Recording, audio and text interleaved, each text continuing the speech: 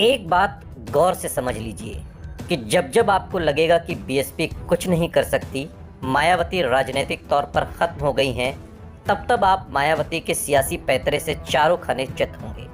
समझने वाले समझ गए, जो मायावती को न समझे वो अनाड़ी है।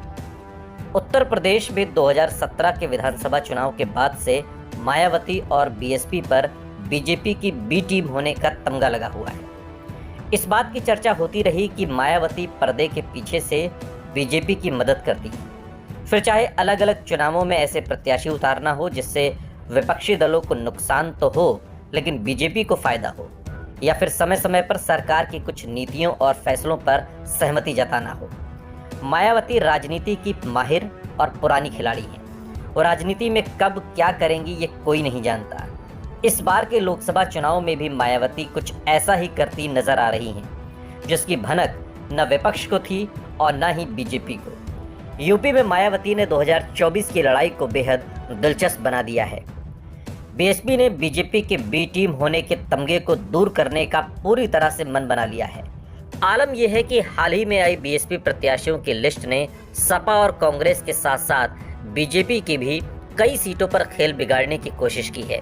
जौनपुर, मेरठ, मैनपुरी, बस्ती, बदायूं, आजमगढ़ समेत तमाम ऐसी सीटें हैं जहां बीएसपी सपा कांग्रेस गठबंधन के साथ साथ बीजेपी की राह में भी कांटा साबित हो रही है। जौनपुर लोकसभा सीट का पिछला चुनाव बीजेपी बीएसपी के हाथों हार गई थी। इस चुनाव को निकालने के लिए बीजेपी ने कृपाशंकर सिंह को टिकट दिया है, जो महाराष्ट्र में कांग्रेस की सरकार में मंत्री रहे और मूल रूप से जौनपुर के रहने वाले हैं। वहीं समाजवादी पार्टी ने मास्टर स्ट्रोक चलते हुए मायावती सरकार में मंत्री रहे बाबू सिंह कुशवाहा को यहां से उतारा है। ये वही बाबू सिंह कुशवाहा हैं जो एक वक्त में मायावती के आंख कान होते थे। कहानी में ट्विस्ट तब आया जब मायावती ने जौनपुर सीट से बाहुबली धनंजय सिंह की पत्नी श्रीकला सिंह को टिकट दे दिया। धनंजय सिंह ठाकुर समाज से आते हैं और फिलहाल जेल में हैं। मैनपुरी सीट पर सपा का पलड़ा भारी था। ऐसे में मायावती ने अपना प्रत्याशी बदल दिया। पहले यहां से गुलशन शाक्य को बीएसपी का टिकट मिला था। अब पार्टी ने पूर्व विधायक शिव प्रसाद यादव को अपना प्रत्याशी बनाया है।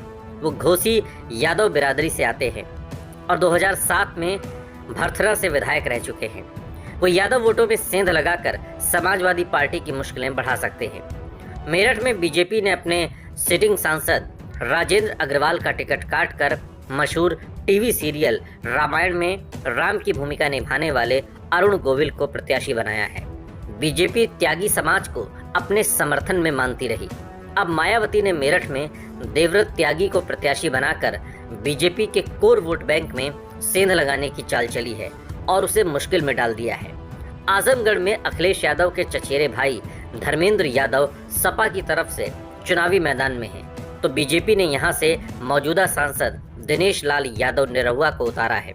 इस सीट पर राजभर मतदाताओं की अच्छी तादाद है और बीजेपी का ओम प्रकाश राजभर से गठबंधन उसके लिए बढ़त के रूप में माना जा रहा है। लेकिन अब मायावती ने अपने पूर्व प्रदेश अध्यक्ष भीम राजभर को आजमगढ़ से उतारकर बीजेपी और सपा के लिए चुनौती खड़ी कर दी है। बस्ती में बीजेपी ने अपने सिटिंग सांसद हरीश द्विवेदी को फिर टिकट दिया है। बहुजन समाज पार्टी ने ब्राह्मण समाज के ही दयाशंकर मिश्र को टिकट देकर बीजेपी की राह में कांटे डाल दिए हैं। समाजवादी पार्टी ने एक बार फिर यहां से राम प्रसाद चौधरी को मैदान में उतारा है, जो मायावती सरकार में मंत्री रह चुके हैं और बीएसपी सुप्रीमो के करीबियों में इनकी गिनती होती थी। बदायूं में सपा ने शिवपाल यादव के बेटे आदित्य यादव को टिकट दिया है। उनके लिए चुनाव पहले ही मुश्किल था। अब बसपा ने यहां से मुस्लिम खां को उतारकर सपा की मुश्किलें और बढ़ा दी हैं। बदायूं में यादव और मुस्लिम वोटर मिलकर 50% हो जाते हैं।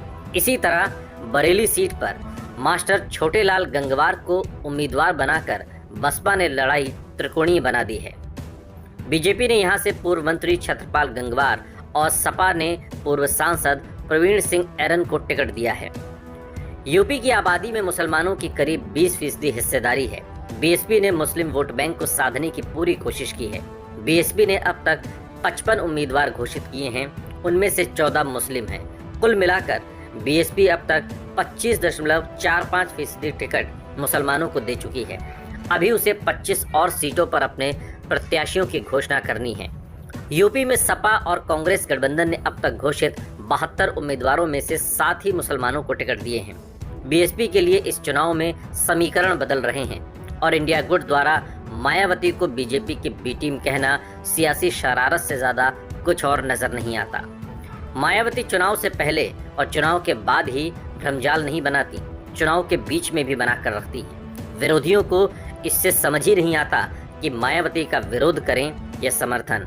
यही मायावती की रणनीति है जिसकी बदौलत वो अब तक जीरो होकर भी सत्ता की धुरी पर चमक रही हैं। बाकी 4 जून को नतीजे बताएंगे। ये वीडियो आपको कैसा लगा कमेंट बॉक्स में हमें ज़रूर बताइएगा। इस तरह के और वीडियोस के लिए सब्सक्राइब करिए आपका अपना यूट्यूब चैनल न्यूज़ पॉइंट, आपकी आवाज़।